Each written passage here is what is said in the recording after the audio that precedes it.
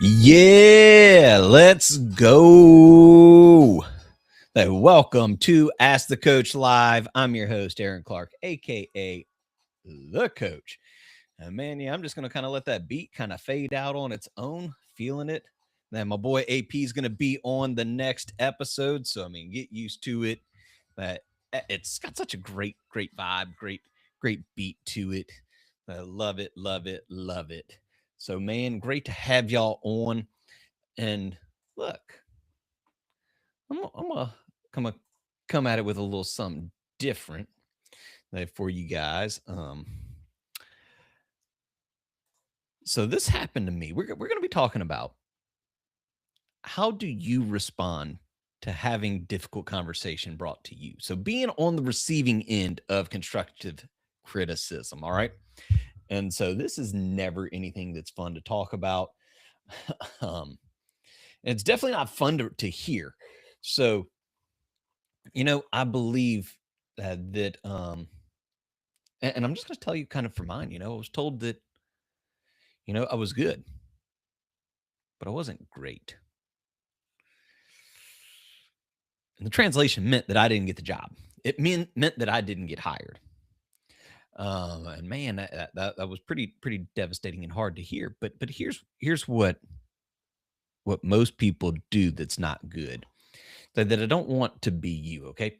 I don't want you to be this person. They hear it and shut down. They hear it and then they shut down.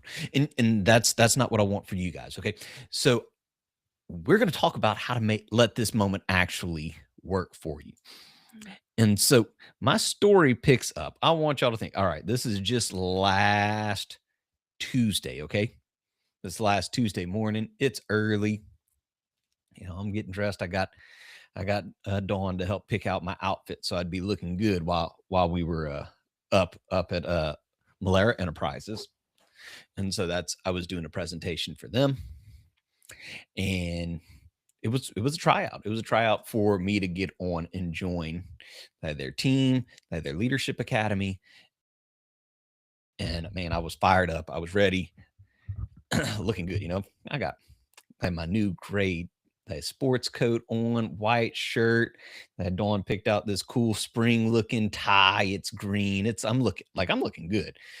Brown belt, brown shoes. I mean, I look the part. I mean, I'm definitely the best dressed person when I walk in the room. And when these guys, this is a pretty big company here in Baton Rouge. And so I walk in, get everything set up. I meet everybody, I go in, I greet and do all that stuff. And I get to it. I do my presentation on the 5 biggest mistakes that leaders make. This is a leadership organization. I want to talk about it. I'm going to bring it home. And I kill the presentation, right? And they told me I got 30 minutes, that we knock it out in 25. They have a little Q&A after I leave. That the COO of the company, I'm not going to mention his name just because he didn't give me permission to say this, but phenomenal guy. We're talking after, and he's like, get me a couple of those things that you were talking about. I could see us using you again.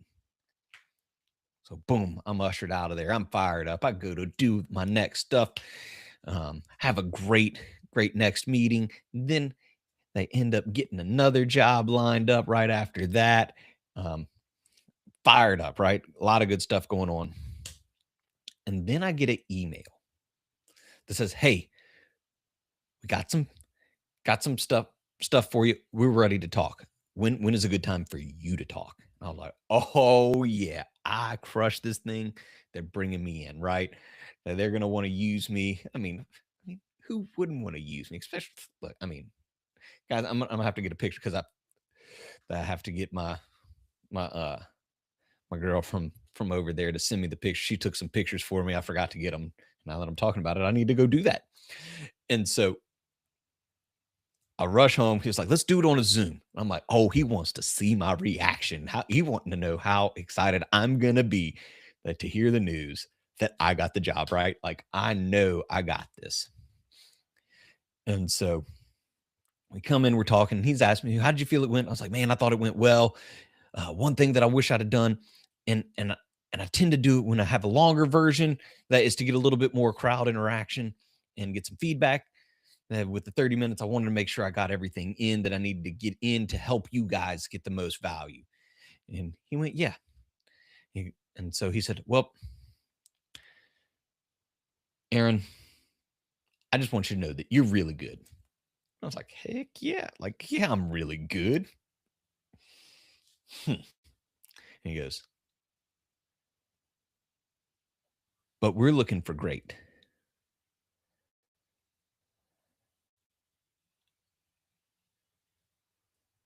And I was just like, whoa. He said, we're not going to use you right now.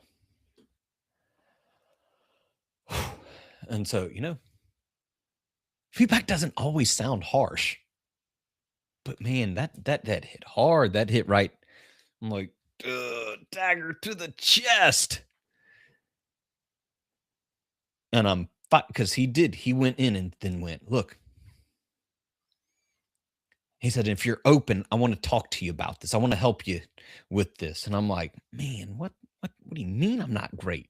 Like, I'm great. I'm thinking all this in my head. And that's some of the first steps that you'll see. So whenever you get something like this, is you become defensive. All right. And that's one thing that you want to make sure that you avoid is you want to avoid that first reaction. You want to avoid your defensiveness. So I mean, like I said, part of my natural reaction was, what do you mean I'm not ready? What do you mean that I'm not good? Man, I had everybody who were taking notes, their heads were bobbing. I worked the crowd.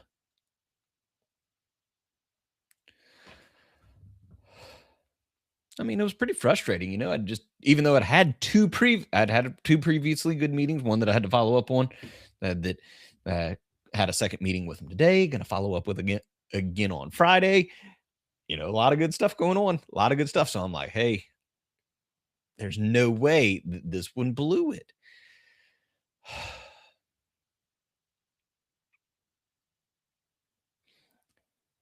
And, the problem is, it's not that we don't want the feel. We don't like the feeling that comes with it.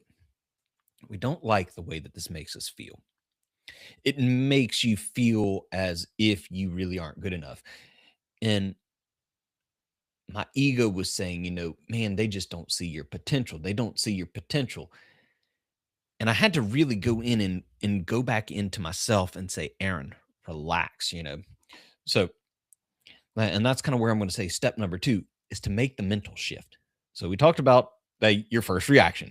And you're going to have to fight that first reaction. I hadn't met anybody. I mean, talk to any fighter out there, and they will tell you that first initial punch, the first one that you take right in the face, is the hardest one to take because and how you act after that, how you react to getting hit in the face is going to determine how the rest of the event goes.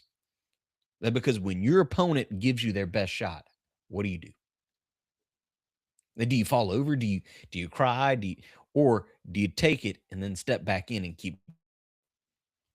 And so this is the shift you've got to make. So we talked about your first reaction and then the shift. So the first thing I had to do was breathe, Aaron, because sometimes BC Aaron likes to show up to things. Before Christ Aaron, he's quite an angry little guy. That's why my alter ego, the mobster coach, that's why he talks. He's a nice guy, but you've got to fight that initial reaction because my initial reaction is not one of gratitude at this moment. And I teach this stuff, okay? So I want you to keep that in mind. That the leadership guys, we're struggling with this too. So it's not just you getting this information that struggles with it. It's we struggle with it too because nobody likes to hear that you aren't good enough.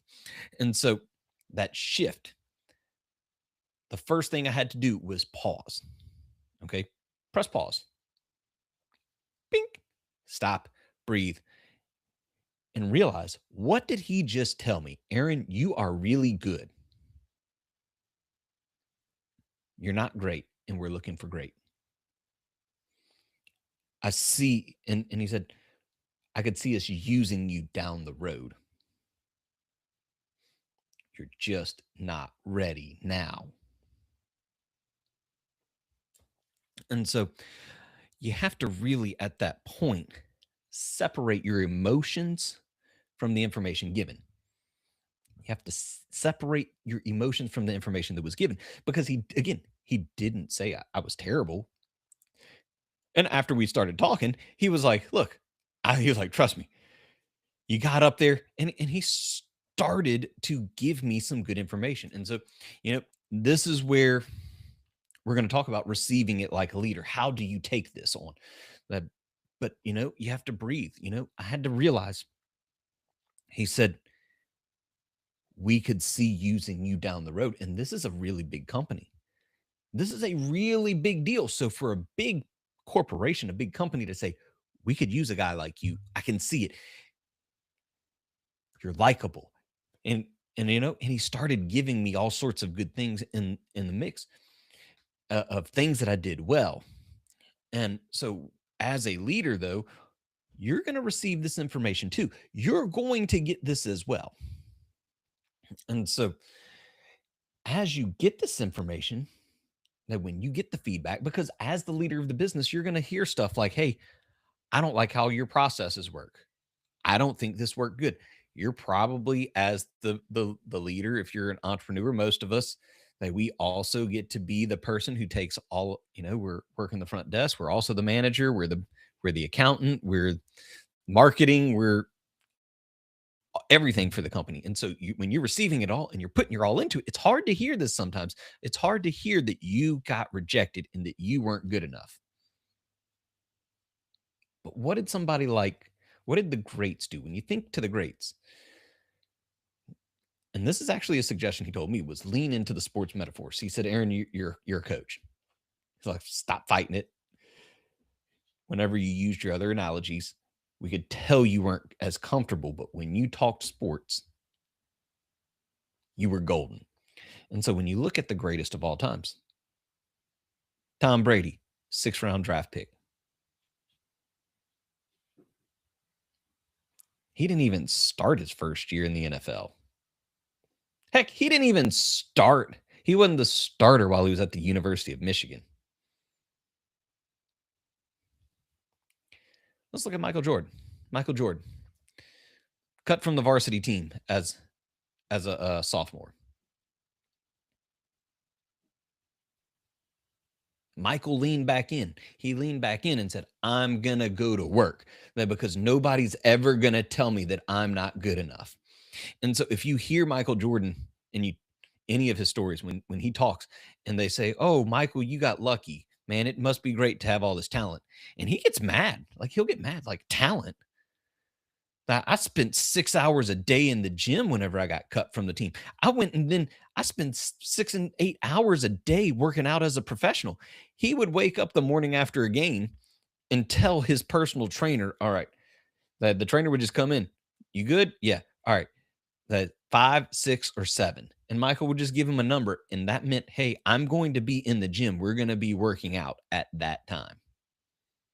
And they would go do basic drills because Michael refused to let somebody tell him that he wasn't good enough again. Now, guess what? He didn't get on the varsity team his sophomore year. But when his junior year came, hold up, that's a whole year later, 365 days later, that he took that initiative and he took it and made it something better. So don't take it as that. Okay. Don't defend the moment. Don't defend what you're doing. Don't defend like because that was one that I recognized. And we talked about that. Was one of the things that I noticed was I wish I'd have got more engagement and I didn't have the time that I wanted to. And uh I thought it was funny because he started to say, yeah, we should have, because really what we're looking for in these spots is a 1 hour presentation. You're going to be holding 1 to 2 hour sessions, 1 to 2 hour meetings.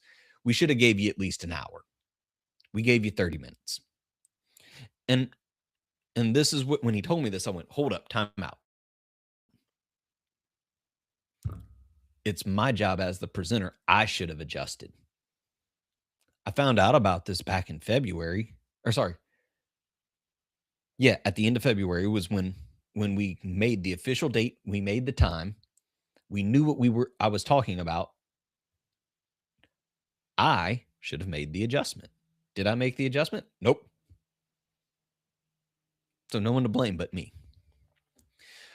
Now, after I calmed down and started realizing he's not rejecting you. He's not rejecting you. He's rejecting the performance. Aaron is over here. Performance. This is not you. Push that up, push those thoughts away. Stay in the moment. And take that time to ask. So I said, all right, so what were the things that you noticed that I messed up on? And he leaned back in. The COO said, so you're open to hearing this? And I said, yes. And I thought about it because this was the first. These are professional presenters. They're professional. They go out and they speak at large conferences. They hold that they're constantly leading other leaders in the Baton Rouge area. I was like, this is what I've been asking for. I've been asking people after presentations, give me some feedback. Tell me how to improve. What did I not do? And everybody's like, oh, you're great. You're doing awesome, which I know. But that didn't make me better.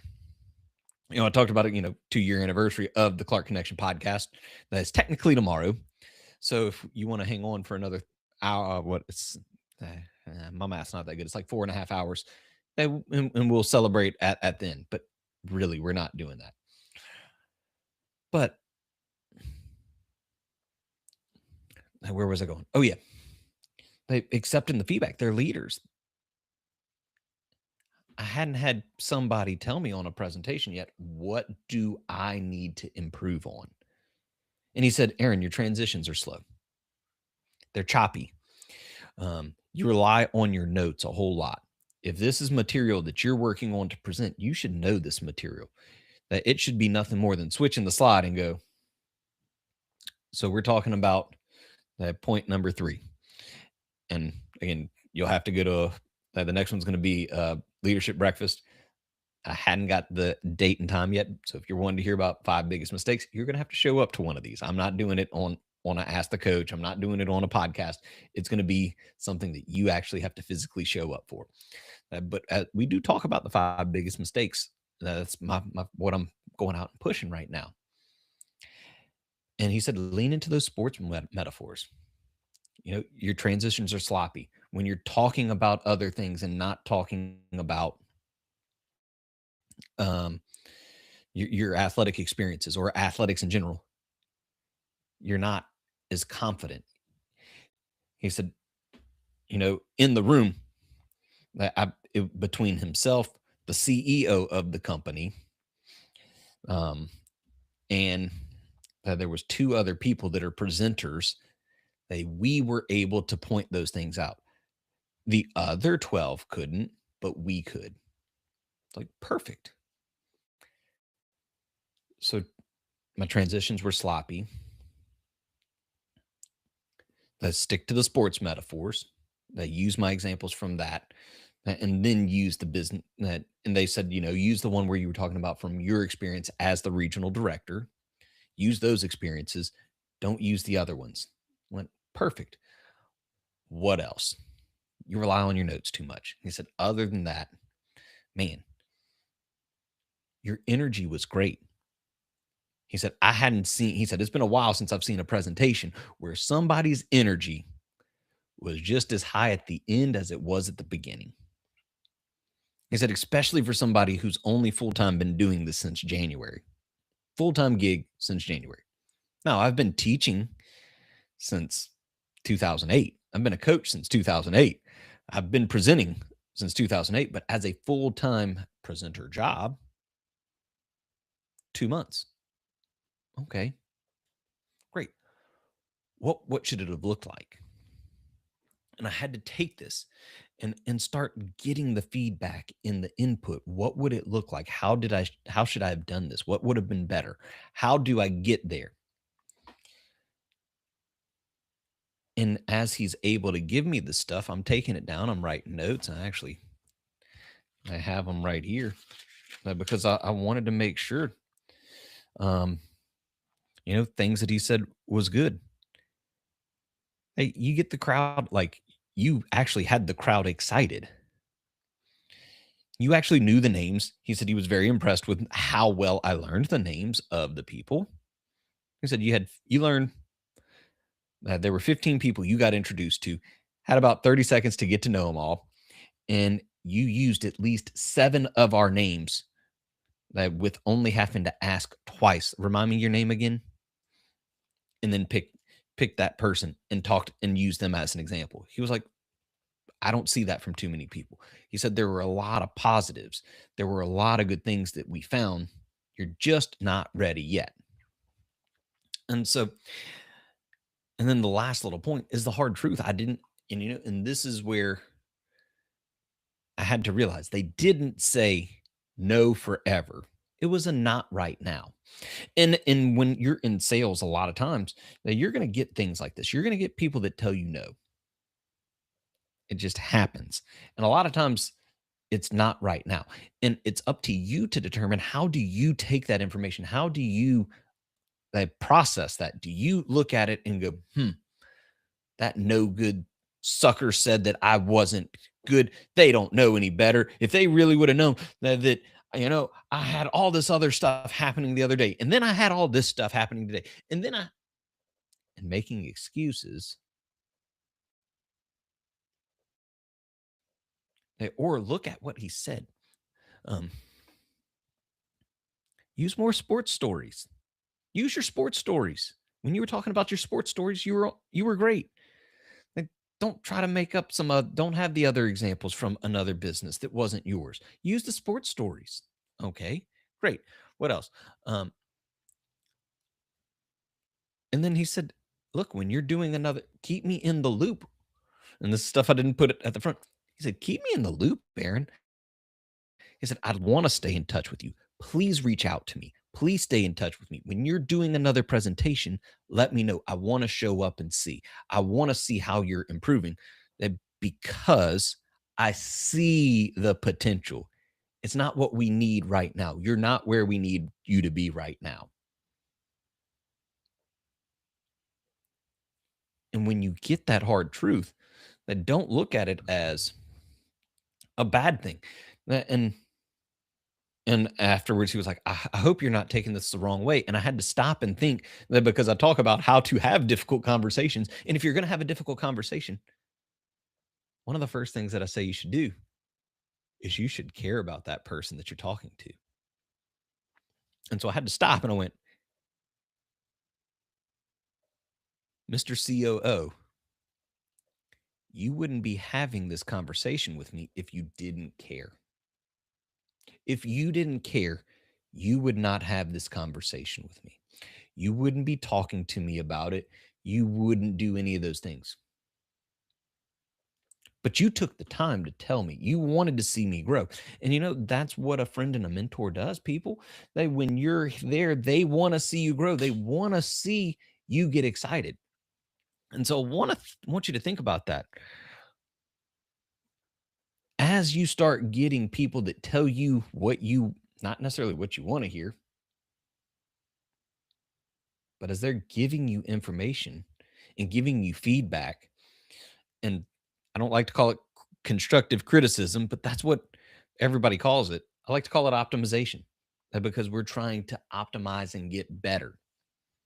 So when they're giving you this information, they be grateful, be thankful. They be happy that they're giving you this. Because if they don't give you this, how do you get better?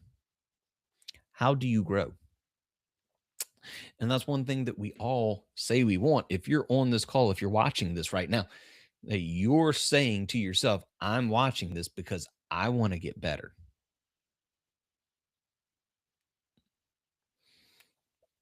And so learn from this. Take it as a learning opportunity. Remember, there's no good or bad experiences, there's just learning experiences. And I said it on the episode today, winning is a whole lot more fun than learning, but learning is part of the process.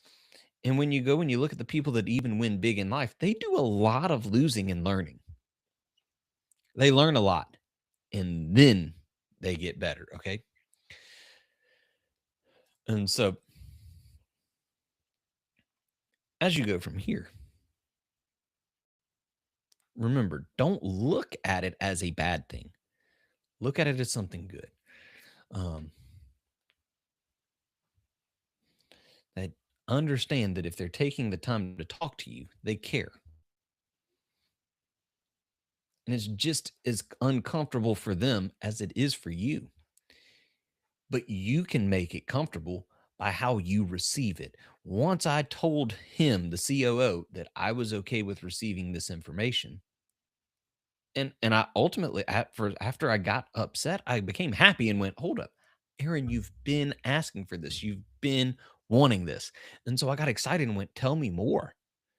What would it look like? What does your top presentation look like? What does this look like? What does that look like?"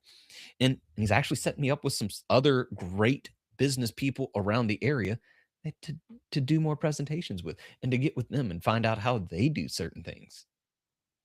It could have been seen as a bad thing, but I had to be open to learn. And so be open to learn. When you get that, well, the next time you get the, hey, you're pretty good, but you're not what we're looking for. You could be there, but you're just not there yet. It's kind of like the old, it's not you, it's me. But really it is you. It's not me. It would never be me. It would be you. Um, be grateful. They really look at in that opportunity to say, how can I grow as a leader? And then be thankful for it. So just because you're not good enough now doesn't mean you won't be there. And so if you hadn't watched it yet, go and watch the 2-year anniversary. Did it with co-host Caitlin. She was on a couple weeks ago as well when we did our live on the March Madness picks. Go watch it. It's a phenomenal episode. As we go through, she got what was it, a 5 4 3 2 1 top 5 episode for the 4 of my favorite guest, 3 my 3 favorite episodes that I did, 2 things that I would change, and then the biggest thing I learned. So go watch it. It gave me the opportunity to talk about 83 episodes. I probably talked about 20 of those 83 episodes in there. So take that time to go back and listen and learn from that. Because as I can look back on some of this stuff and I wasn't where I am. Okay. So what are questions that you guys have? What that does anybody have, like anything that they need? I know we've got some guests on here, and I hadn't really been following any of these to see if there's anything on TikTok feed or the other feeds.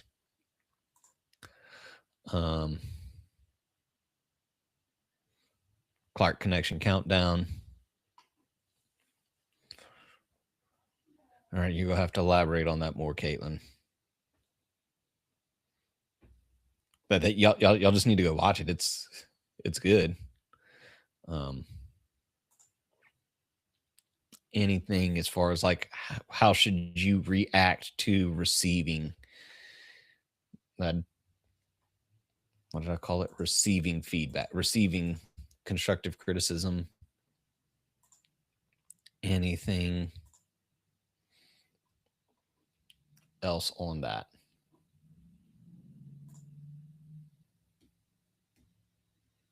Awesome.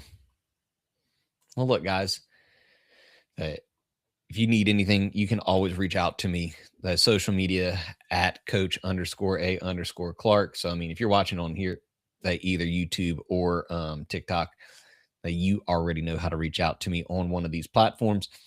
It has all of my contact information as well. If you click on there, you can reach me on my website, coachaclark.com. You can email me, Aaron at coachaclark.com as well. So we would love to hear from you, get your feedback. Drop it in the chat right after this. What's one that you could have reacted better to when you got some not so great news? And just it's always a learning opportunity, okay? And so remember, you don't have to be great to get started, but you have to get started to be great. So keep leading, keep learning, keep connecting, keep asking those questions. And I'll see you on the next episode. Fast the Coach. Bye, everybody.